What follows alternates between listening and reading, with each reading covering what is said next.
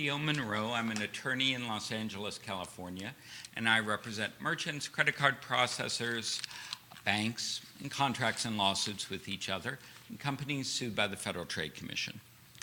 Today our talk is entitled FTC Issues in an ERSP Advertising Challenge. We have two speakers today, Peter Marinello, and Bill Rothbard. Peter is director of the Electronic Retailing Self-Regulation Program, ERSP, and vice president of the Council of Better Business Bureaus. Bill is an attorney in Los Angeles, California. He is formerly an attorney for the Federal Trade Commission staff and an attorney advisor to its chairman. Bill has handled a number of ERSP challenges and FTC lawsuits. We're going to begin with Peter, and he is going to explain a bit of the background of ERSP. Thank you.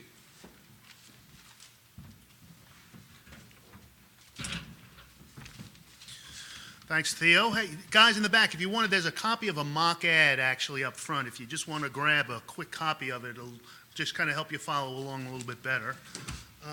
Do we have the remote? Here it is, Peter. Oh, thanks, Bill.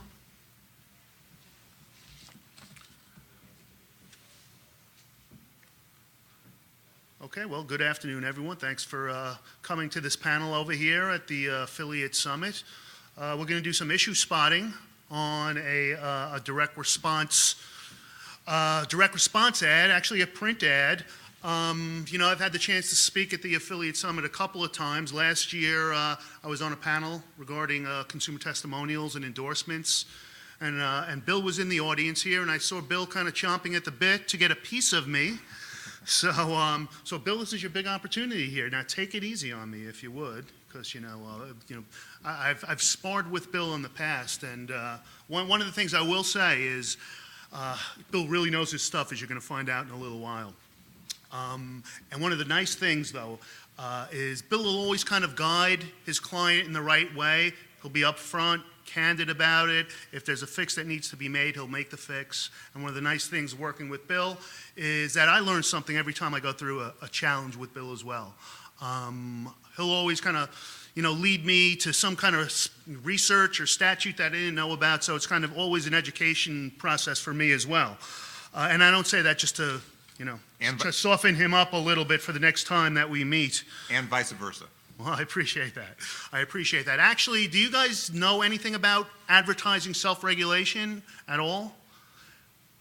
Little bit. Okay, advertising, so one of the nice things about advertising self-regulation is that it's a non-adversarial process. There's a lot of give and take back and forth. You can pick up the phone, ask me questions. I can give you an update on where we are with cases. So unlike a judicial proceeding where it's, very stoic judge and, parties and you really can't pick up the phone and ask the judge how you're doing. Self-regulation has a little bit more latitude in what we do. Really our mission is to make sure that advertising claims that are disseminated are supported by a reasonable basis, competent, reliable evidence.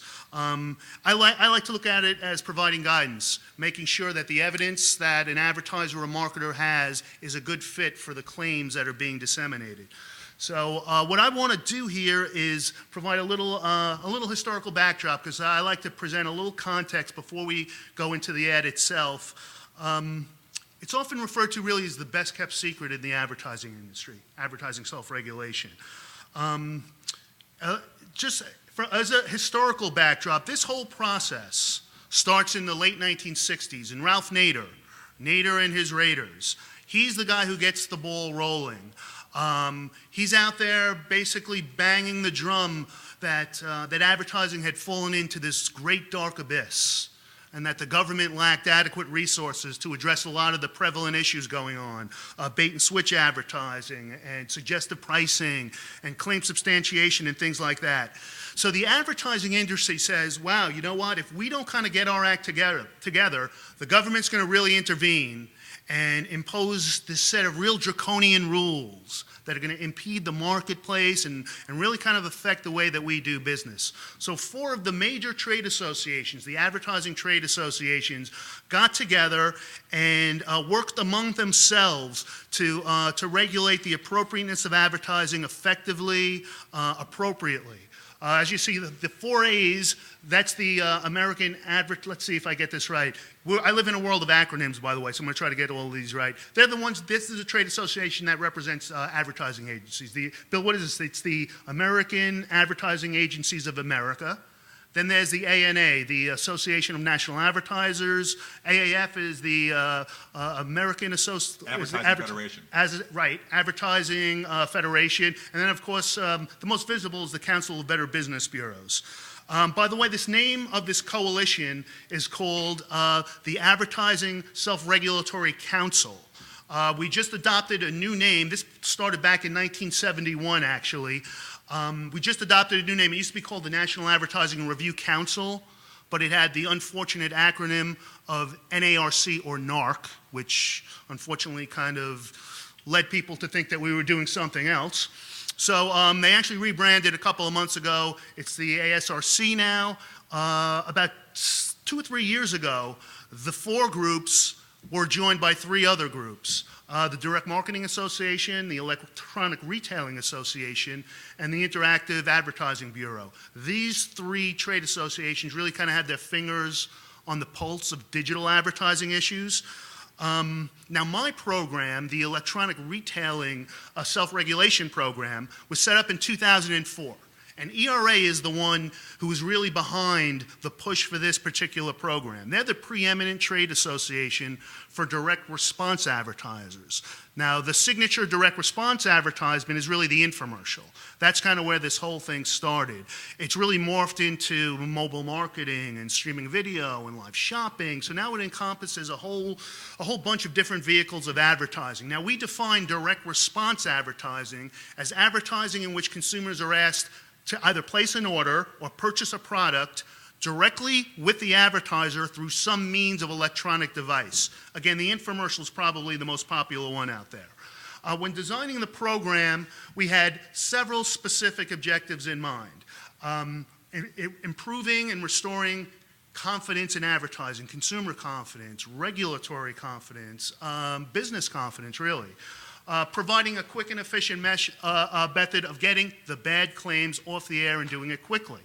Finally, demonstrating to the regulators out there, the FTCs, the FDAs, the state attorney generals, that this group of advertisers is committed to really doing the right thing. They're really committed to voluntary and meaningful advertising self-regulation. Now, we look at a plethora of different products and different claims. I just want to go back 1 second. You know, this all started really with the proliferation of weight loss advertising. Kind of what a copy of the ad in front of you guys right now gives you some idea. And this isn't really one of the egregious ones. We were seeing some real egregious stuff in the early 2000s. You know, eat anything you want, you know, lose 20 pounds in 4 days, you know, whatever. Those type of crazy claims. And these were really inundating the airwaves. So again, ERA says to themselves, wow, if we don't do something, you know, FTC is going to step in and really start banging us a little bit. So again, they came to us to set up the self-regulatory forum. We see everything from ab belts to balance bracelets to acne gum to, I mean, you name it, stem cell nutritional dietary supplements, everything. We look at a whole bunch of different issues. As you can see, the testimonials and endorsements, health and safety claims, where the evidentiary bar gets raised a little bit. And I know Bill's going to go into that. Establishment claims. Biggest 2 issues we've probably seen over the last couple of years are affiliate advertising and the proliferation of social media and what goes on when somebody makes a claim on Facebook or on Twitter, things like that, and the disclosures that you need to kind of qualify those type of claims. Now, in looking at a challenge, the first question always is, well, how did this case get onto my desk? There are 4 different ways that a self-regulatory case kind of appears. Could appear by virtue of a consumer bringing the case. It could be a competitor who brings a case saying, hey, you know what, X company out there is making an unsubstantiated claim regarding their product. We have our own internal monitoring system where we kind of scour the internet. We subscribe to First Look at a lot of infomercials, so we get cases that way. local Better Business Bureaus also bring cases to us. So, Bill, one of the first questions I'd ask is, how did we get this case? Competitive challenge, or was it the ERSP, the robust monitoring program that we have? You tell me. We're going to find out. We're going to find out. Now, this is the way the process plays out. First thing we do is we shoot off a letter to the marketer saying, hey, these are the type of claims. First of all, we're not passing judgment on any of the claims beforehand. Wrong thing to do, we wouldn't do that. We say, hey, here's a list of claims. Here, if there's a challenger, here are the allegations the challenger is making about these type of claims. There are two types of challenges we get. One challenge is where a company will put their name on it and say, okay, I want to participate in this challenge. Okay, I want to be able to see the marketer's support. They're non-confidential support, by the way. If a marketer gives us something confidential, we're not going to show it to the challenging party. We'll give them a summary of the information. You can also bring a case to us anonymously. Now, if you bring a case to us anonymously, then you don't have an opportunity to see what the marketer is saying. A lot of times companies will do that because they don't want to be part of a retaliatory challenge. They don't want to be accused in the industry as being a whistleblower. So we've actually gotten quite a few cases that way. So marketer has 15 days, essentially, to provide us with the support for the claims that they're making. Now, that might seem unreasonable to you guys, but in fact, it's not. Back in 1983, the Federal Trade Commission put out this substantiation policy saying that advertisers and marketers should be prepared to support their claims before they're disseminated, before they appear on the internet, before they appear on television. So now, after we get that first response, if there's a disclosed challenger, we'll send it to the challenger. They have 10 days to send us a kind of a rebuttal to the marketer. If there's no challenger, if it's a monitoring case, we'll come up with our own list of questions and concerns. Advertiser then will have 10 more days to kind of rebut the challenger's allegations or answer the questions that we have. And then finally, ERSP has 15 business days to come to a decision. Now, during this 15 business days, a marketer may call me up and say, hey, Pete, you know what? We want to set up a meeting. Can we come in there and meet with you? Can we talk about this over the telephone? And we'll schedule a phone conference, things like that. Again, it's a very open type of forum where, again, you can pick up the phone and come in and ask questions, however you want to do it. Then we'll reach a final determination on the issues and claims. And generally there are three outcomes. Either we'll find the claim substantiated, we'll either find the claim, we'll ask for modifications of the claim, which could be a simple tweak to one claim, or it could be a complete discontinuance of the ad. Or if a guy says, you know what, Marinello, you're crazy, we're not even going to participate, or we're not going to follow your recommendations. In that case, we refer the case to the appropriate government agency, the FTC, the FDA, the State Attorney General. Now, this is no guarantee that that regulatory agency is going to pursue the claim. However, we have a great relationship with these government entities, and we do know that they have a big pile of complaints like this. And if we refer a case, it goes to the top of the pile. So we do know that.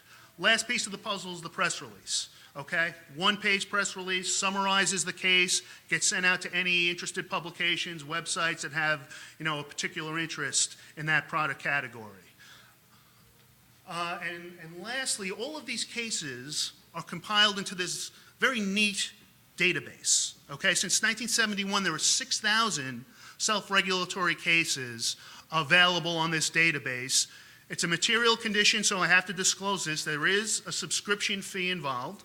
Okay, you can buy either one case individually, you can buy the whole database for a few thousand dollars. A few thousand dollars, Bill. A few thousand dollars. $6,000, I think it is. It used to be free.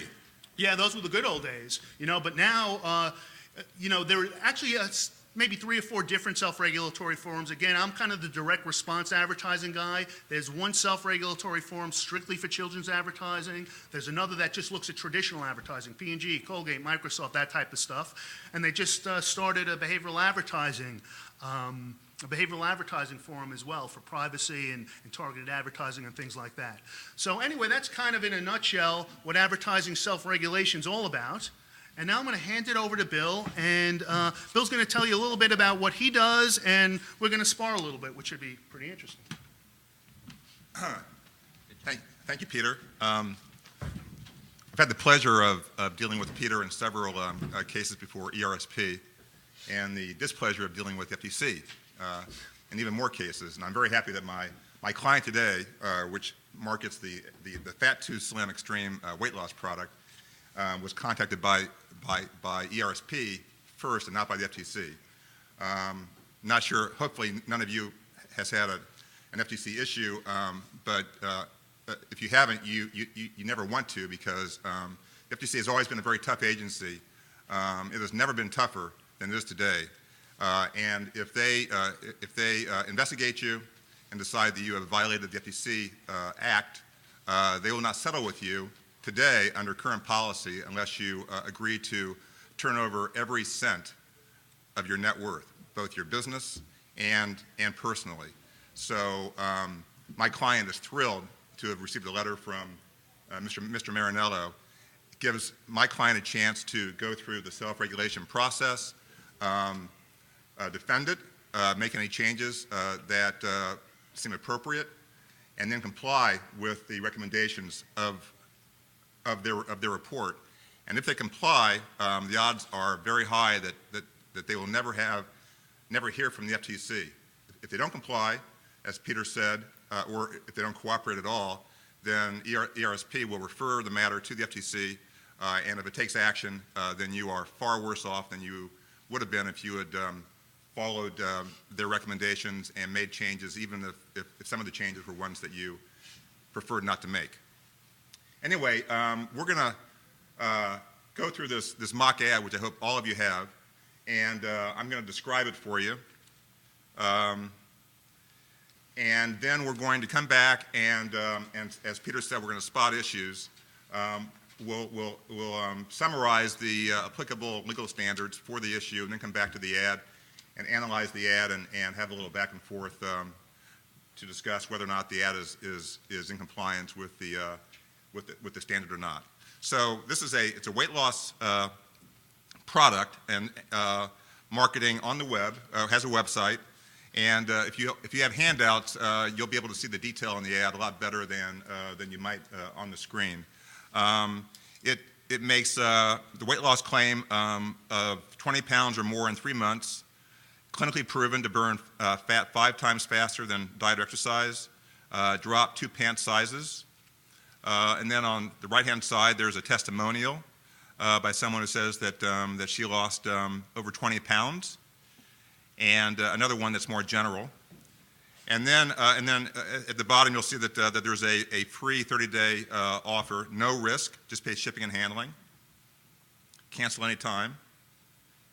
And the second page is the order page, which repeats the free trial offer, just pay shipping and handling, and states the shipping and handling cost at the top. And at the bottom, in smaller print, there is a box to check to agree with the terms, and another box to check if you want to become an affiliate, if you want to sell the product for my client. And then below the submit button, additional verbiage which describes the free trial negative option offer. And then alternatively, to the right, there's an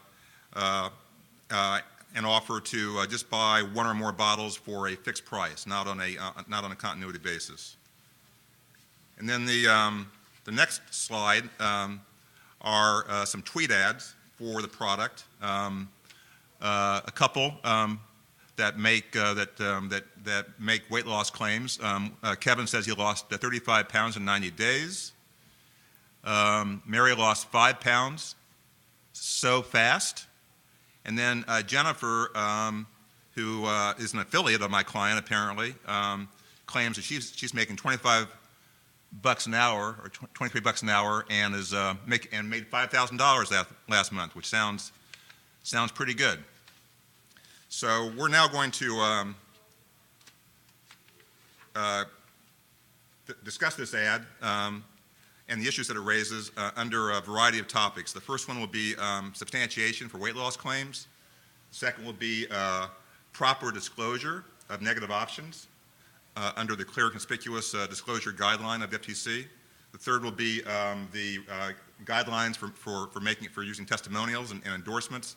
The fourth will be an overview of the FTC's new amended business opportunity rule, which if it applies to my client is in deep trouble because it's a very onerous rule that's almost impossible for a BizOp marketer to comply with.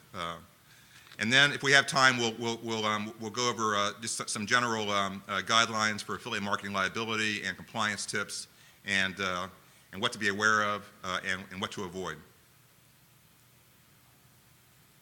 Red flag issues relating to weight loss substantiation. The FTC several years ago now published a red flag guide for the media in an attempt to educate the media on weight loss claims and have them help the FTC enforce the standards against advertisers by not carrying advertising that they felt did not comply. And in a nutshell, the red flag standard of the FTC says that it will potentially believe a claim of weight loss of 2 pounds or less a week without any change in diet or exercise.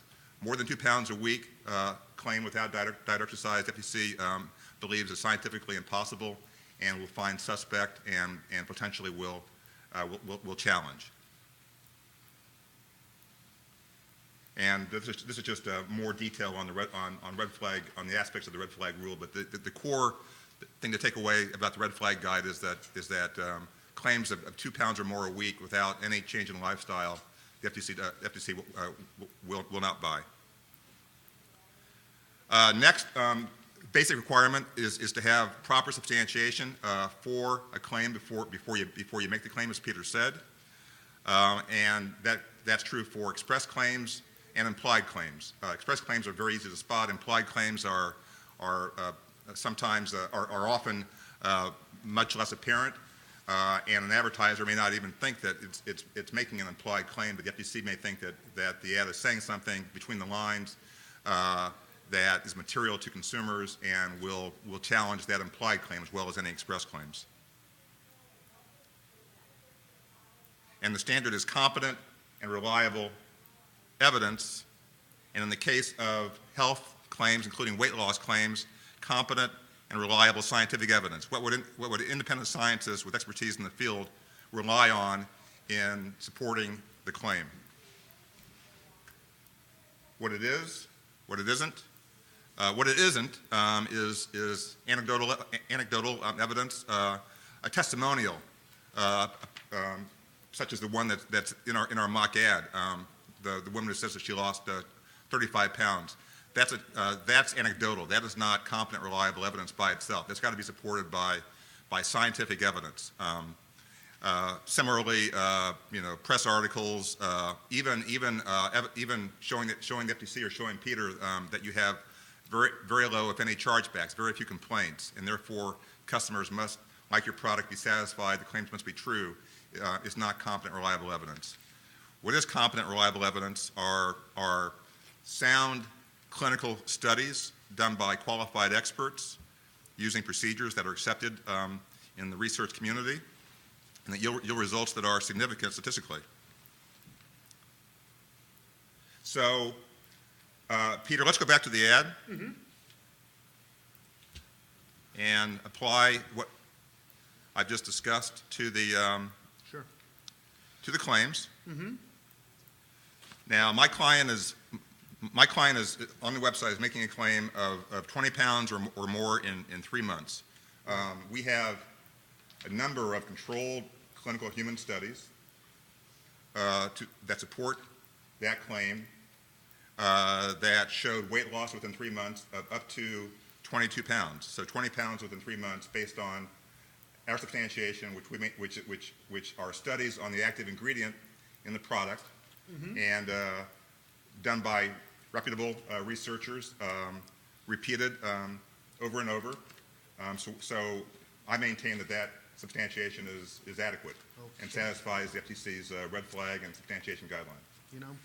Claims. This is my whole life, looking at claims and interpreting claims and analyzing claims, guys. Okay. Here's the first thing that goes through my mind. Okay, what are the reasonable messages being communicated in this ad? Okay. I don't doubt that Bill has some good, competent, reliable studies here, but let's dig a little bit deeper. What's the highlighted claim in this ad? You know what it is to me? No need to diet or exercise. okay? It's an important representation there. So everything that we view in this ad is viewed in the context, Bill, of not needing to diet and exercise. And my client, I should have added that the clinicals that my client has, which are controlled clinicals, compared the use of the product with no exercise or diet versus a placebo with in the control group who did their normal diet and exercise. They didn't change, and the treatment group, the ones who were taking my product, lost 22 pounds in 3 months without any change in lifestyle. See, I like the sound of it on its face, but wait, we're going to dig deeper here. We're going to dig a little bit deeper, okay? Because now these are just the performance claims. There's so much stuff actually on its face going on in the ad. Let's start from the beginning. The #1 weight loss supplement in the world, okay? Now, what type of superiority claim or puffery? I think we know the answer to this one, right? Yeah, I'll concede that we don't have, we didn't do a survey that shows that it's the #1 supplement in the world. It's a very popular supplement. It's one of the top selling supplements, but I cannot prove with a survey that it's the #1 supplement in the world. So if you want, we'll consider changing that claim. Okay, very interesting, because, I'm just kind of looking at it. The #1 weight, now, is that a claim that you guys out there would deem to be a measurable claim, or you think that's the type of claim that consumers would say, you know what, that's such hyperbole, we wouldn't expect Mr. Rothbard and his client to have substantiation for? What do you guys think? You think that's a measurable claim? #1 in the world? In that case, I withdraw our offer to change it. It's puffery. Well, see, we throw you a Thank bone. you. Thank you. Well, we're going to throw you a bone on that one, I think. Now, if it said, let's say, the #1 weight loss supplement in the tri-state area, all of a sudden, it's becoming maybe a little bit more of a measurable claim. Universe, world, I don't know. Again, the definition of puffery is basically a statement that consumers wouldn't expect. That's not measurable and consumers wouldn't expect substantiation for. So in the context of, the most comfortable shoe in the world, things like that, probably is hyperbole. However, when it gets a little bit more granular in terms of what the comparison is, then it becomes a little bit more problematic. Now, lose 20 pounds or more in 3 months. Now, looking at this claim, a weight loss claim, as Bill mentioned, first thing I do is go to the red flag eyes that he just talked about and said, well, does this violate any of the 7 principles that the FTC espoused in their red flag guides? And the first one that would come to mind was probably the first one that we saw, losing 2 pounds or more a week safely without diet and exercise. And it looks like you're in the clear on this one. I think so. And hopefully you'll accept the studies that my client used, which weren't on the actual product. I'll acknowledge that, but are on the active ingredient. And hopefully you will do that. However, if you were the FTC and I were making this argument,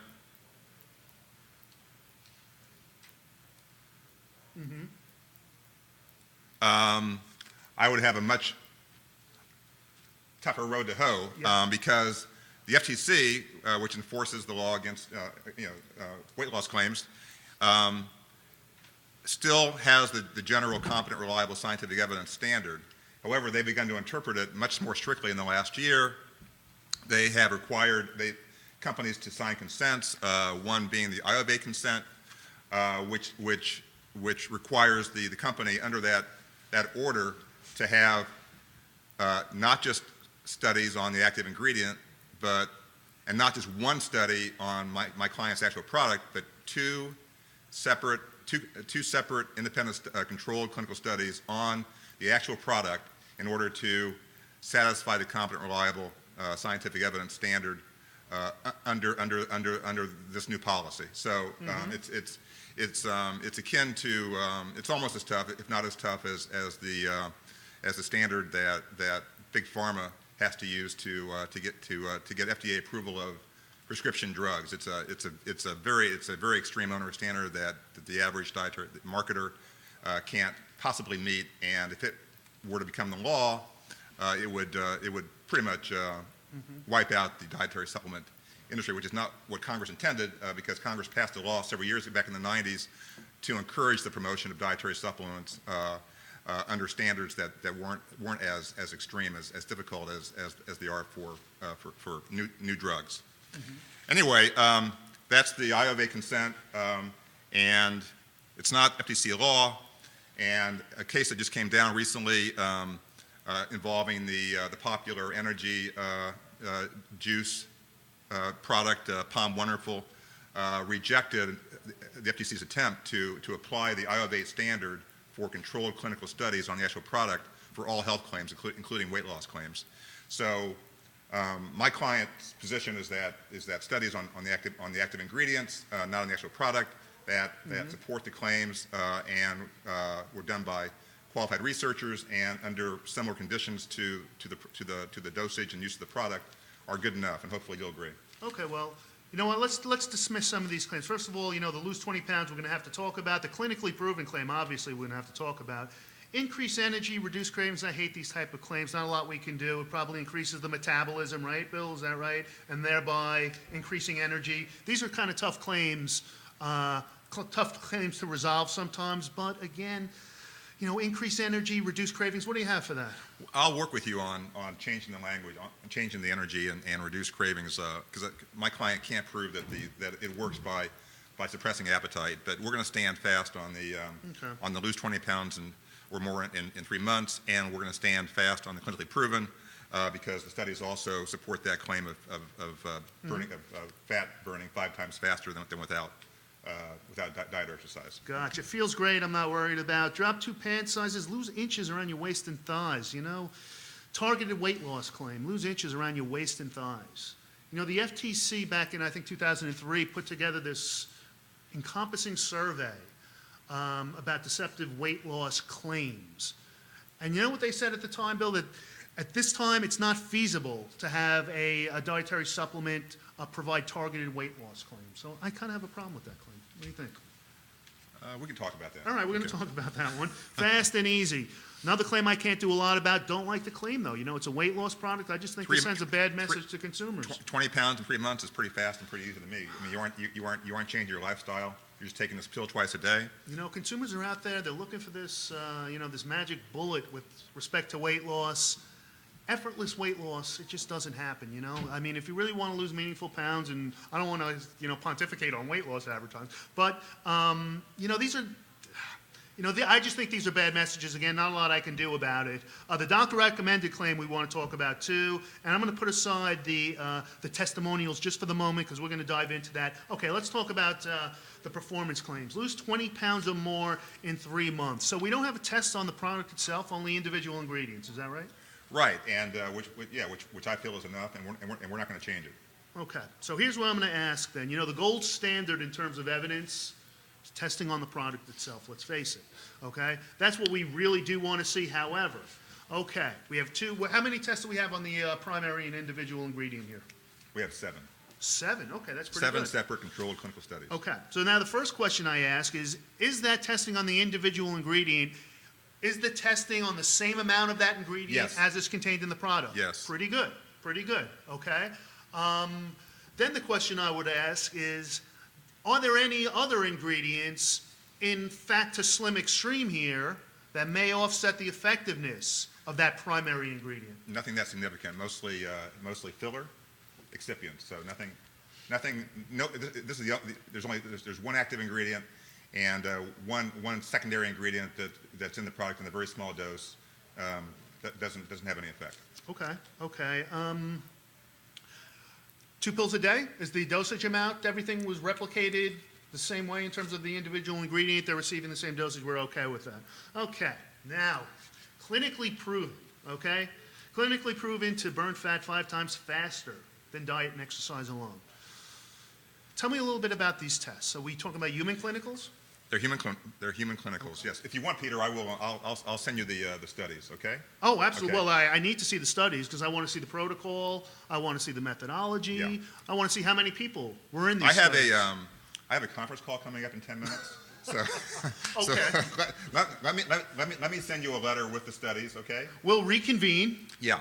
okay? And I'll take a look at the studies, and then I'm going to get back to you with any questions and concerns that I have, because I think I do have a few. Okay, very good. And then we're going to come back and talk about the testimonials in a second. Next, before I have to get off the phone for this other call, let's look at the offer on the order page, which is it's a free trial continuity offer, and the relevant standard for negative option marketing online is now principally under a new federal law that took effect about a year and a half ago, S3386, the Restore Online Shoppers Confidence Act, known informally as Rockefeller. Senator Rockefeller was the chief sponsor, that requires the terms and conditions of a negative option offer to be disclosed, quote, before obtaining consumer billing information, meaning above the fields for the credit card or the debit card information, or to the left, not below, above, or as the eye moves to the left and before the credit card fields. A recent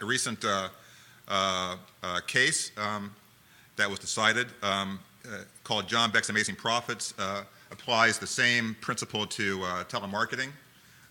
Traditionally, it's been okay to wait to disclose the negative option or other terms of an offer on the phone after you've collected the credit card information, but before the consumer has said yes or okay. The FTC argued in this case that the disclosure in telemarketing has to be before the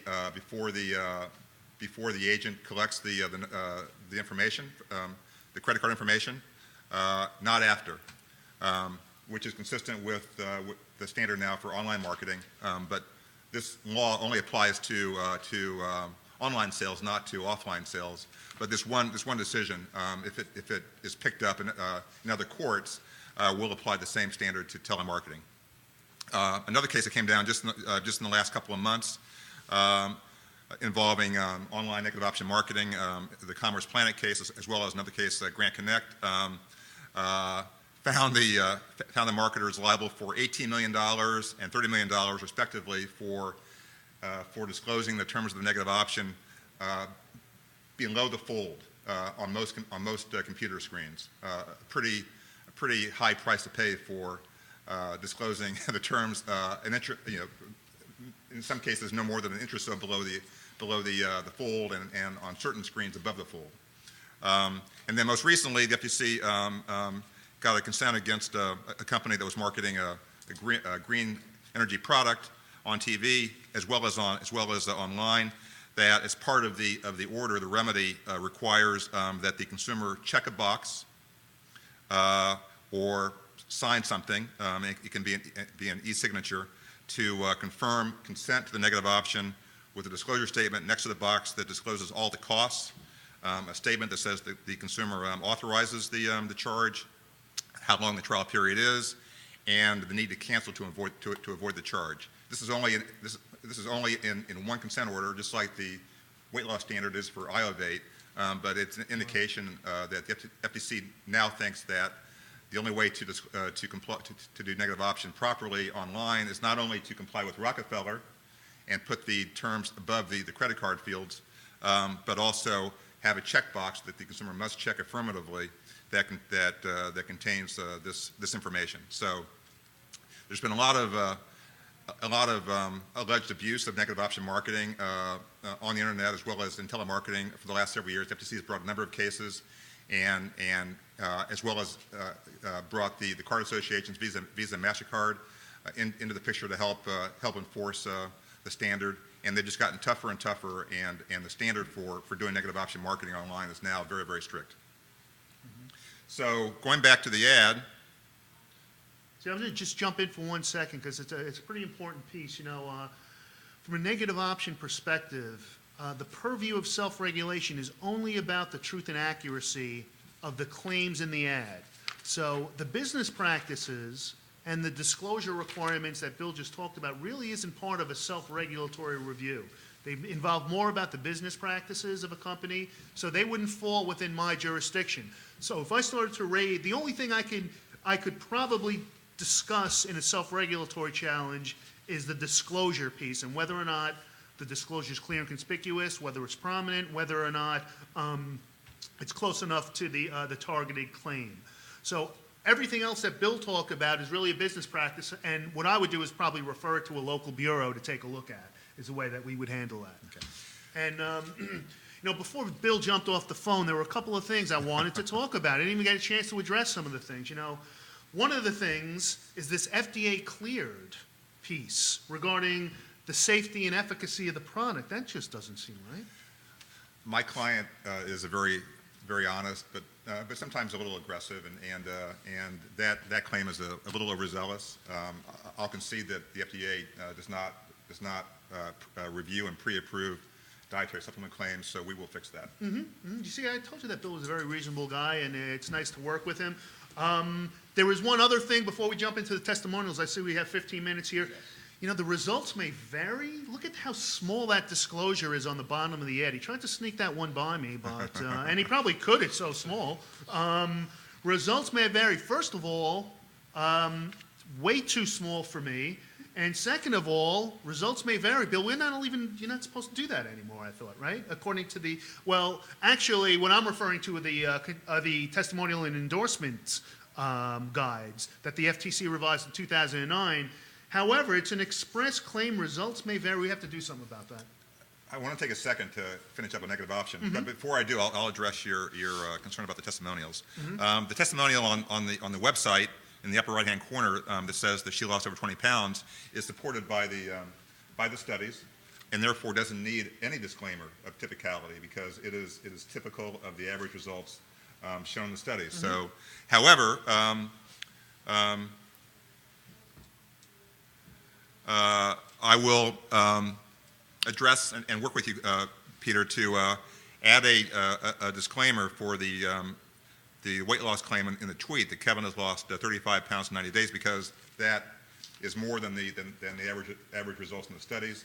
And as we know, the FTC guidelines on endorsements now no longer accept a results vary or results not typical safe harbor disclaimer for claims. If you do a testimonial that's not typical, then the average results, the generally expected results, have to be disclosed with the testimonial. So it's going to be hard in a tweet to work in all the language, but we'll do our best to add a disclaimer to the tweet that says that the average weight loss was 20 pounds in 90 days, not 35 pounds. And the important point is, whether or not the claims made in a traditional ad or in social media, Facebook, Twitter, MySpace, whatever, it's still a testimonial here. You're still attesting to some kind of product performance result that you're going to have, and it's just like the advertiser making the claim. The fact that it's a consumer, it really has no bearing on it. You still have to support that claim, and if it's not something typical that consumers can expect to receive, you need some kind of disclosure about what the average result will be, regardless if it's in a print ad or if it's in a vehicle of social media like this. So that's an important piece. Also one other thing, in looking at this tweet, I see we have two different things. We have a company page and we have an individual page. Do you think that the company page, we have to have a little due diligence on what's being said over there in the social media world? This is a tough one. Should you be trying to exercise some editorial control about what people are saying on your product in social media? Jennifer is, she's an affiliate of my client, and therefore my client has responsibility for what Jennifer says about my client's product. So so I'll agree that we have to the extent that Jennifer is that her claims of making a certain amount per hour and $5,000 last month is not correct. We'll have to work on that. And just as with the 35-pound weight loss testimonial, if my client has data that shows the average commission per hour or the average amount that its affiliates make per month, then we'll attempt to put in a disclaimer of that It's funny because With the Theo just brought something to my attention. You see Kevin's tweet here on the Fat Extreme that he lost 35 pounds in 90 days? Theo just told me, hey, Pete, did you know that Kevin is married to the owner of the company? I didn't know that. And So that's we kinda now- interesting. so- I would say so that's a we now- material so- connection so- that you guys would want to know So we about, now, right? so we now have two disclaimers to put into a tweet, which is going to be hard in the space of a tweet, which for your information, the FTC held a workshop this past spring to develop new guidelines for online marketing and for social media and mobile marketing, recognizing that in the constrained space of mobile marketing and also social media marketing, there isn't as much room to make disclosures and so forth. So in the next few months, the FTC will be coming out with guidelines that will be very, very applicable to any of you who are doing online, mobile, social media marketing. Just quickly on the negative option, to go back to that real fast.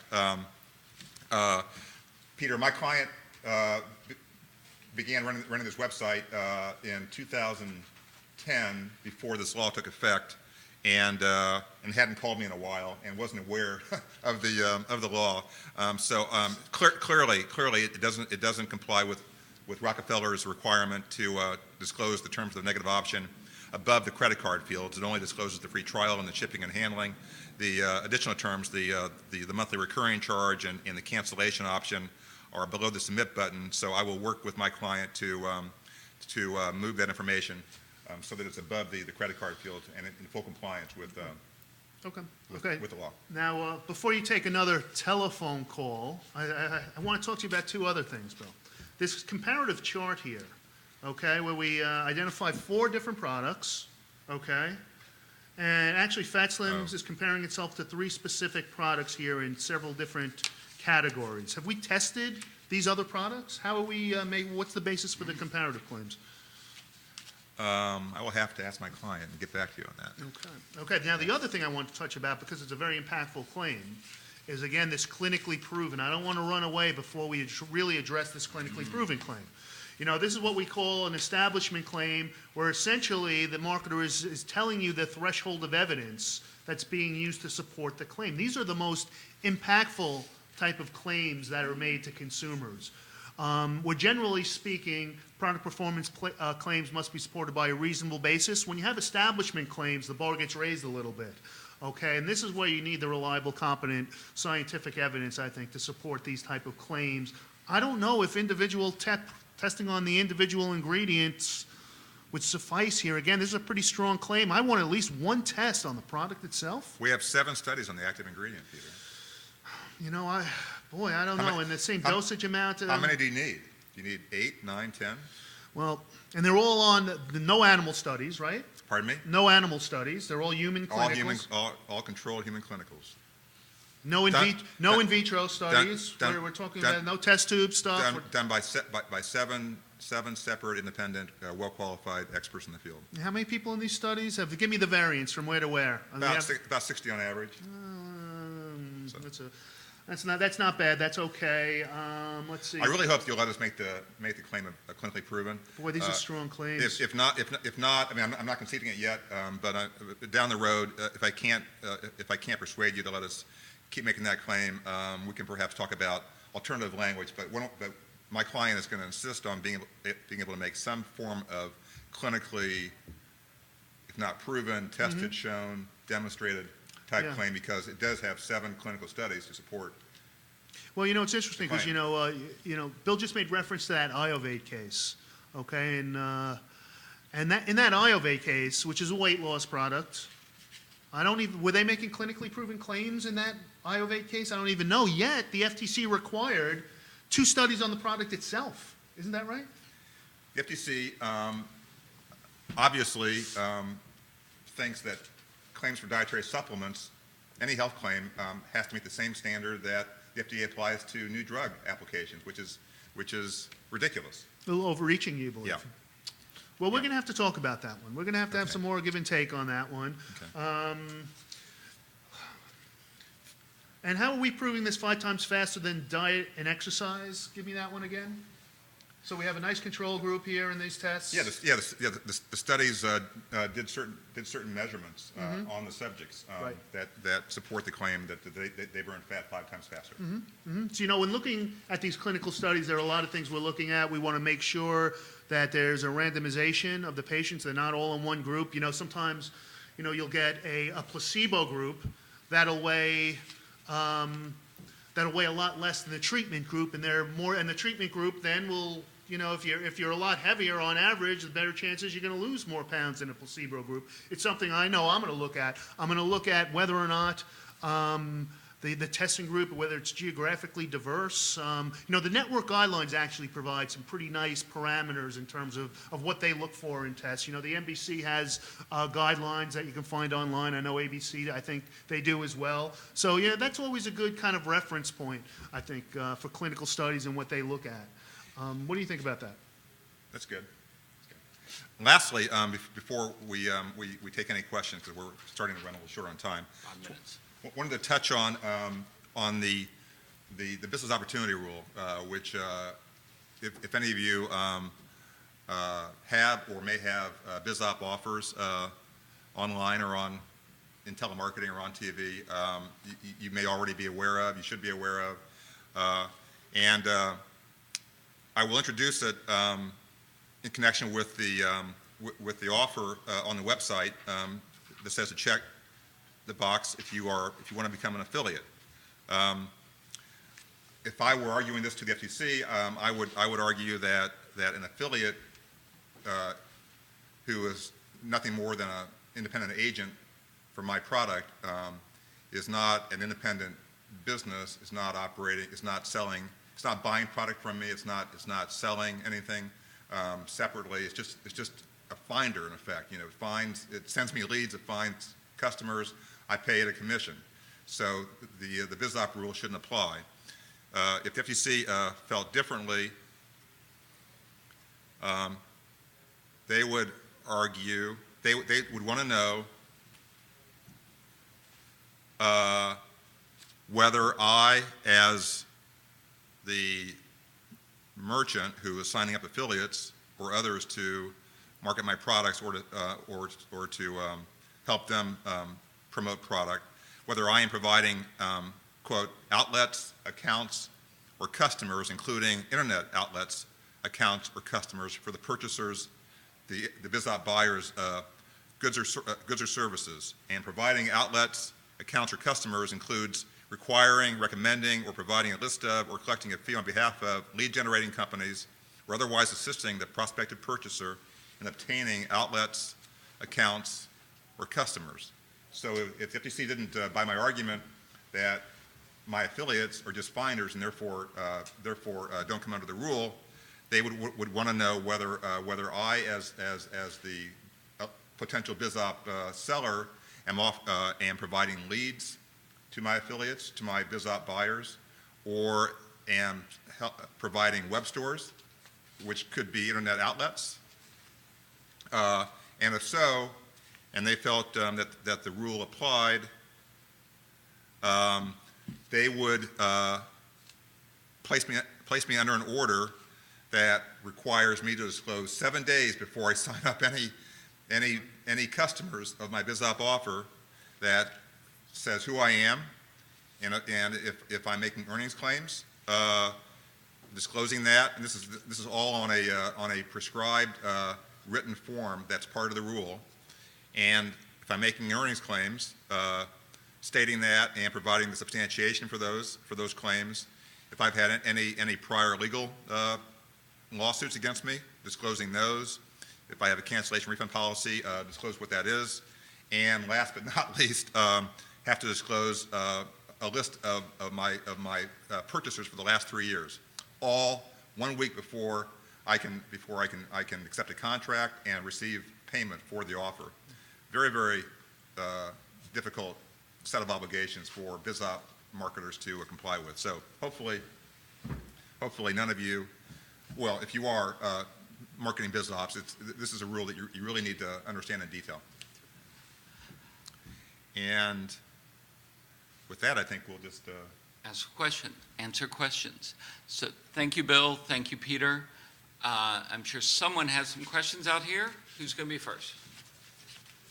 Yes. There's a mic right there if you'd like to stand up and go there so everyone can hear it. So I know it was stated that if you go through, as a merchant, you go through the ERSP's process, the odds are, it's highly probable that the FTC won't come after you.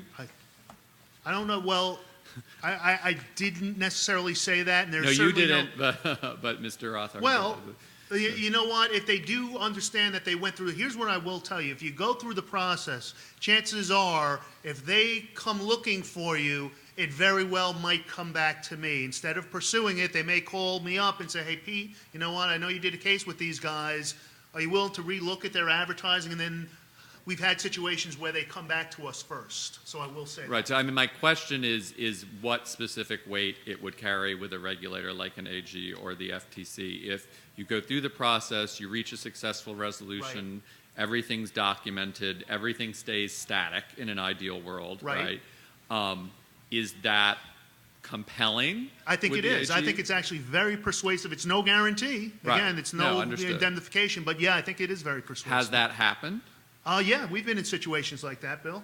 None of my clients that has gone through an ERSP proceeding and complied with its recommendations has ever heard from the FTC. I've never heard of an ERSP respondent who has complied with Peter's recommendations, who's had an FTC problem for the same advertising subsequently. And that's key. The same advertising is key because, about 6 months ago, it's funny, I got a phone call and it was from a guy who was a manufacturer of fitness equipment. And he said, hey, Pete, you know what? We went through your process and all of a sudden we got a call from the FTC and they're taking a look at what we're doing. So I said, wow, it's the same advertising? He said, well, no, actually that advertising ran its course. It's new advertising. I said, well, it's a whole different story. Messages are going to be interpreted differently. So in that situation, yeah, sure. But if it is the same advertising, it is pretty persuasive, I will say that. Come Go on. right Go ahead. ahead. Was that the same question you had, too? Gentleman in the hat, same question? No, not the same question. I think it was already made clear, I don't want to be repetitive, but the 7-day rule for the BizOp requirement, does that mean for every single affiliate that signs up, you can give it a 7-day notice, or is that just 7 days for the program? No, per purchaser. I'm not saying that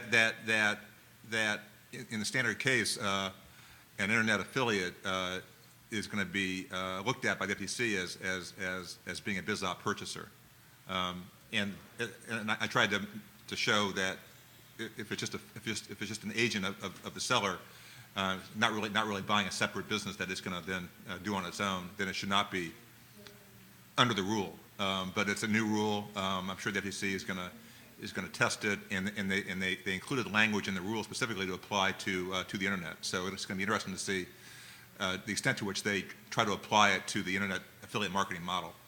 And not everything that in this industry is commonly referred to as a BizOp is covered by this rule. In fact, very little.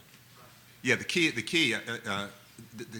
is that the seller has to be providing some very concrete, direct assistance, providing leads, providing customers, setting up outlets. And you had one more question. One more, and then we've been called for time. Spin on that, which is if Jennifer, the tweeter, is not a direct affiliate but is a sub-affiliate, and you don't have a direct relationship as the merchant with her, and she goes out and makes unsubstantiated claims to try and increase her bounty or commission, is it easy enough to just disclaim that and say, we have no direct relationship with her, she's out there making unsubstantiated claims? If she's a sub-affiliate, the merchant's recourse would be to go to the network and right.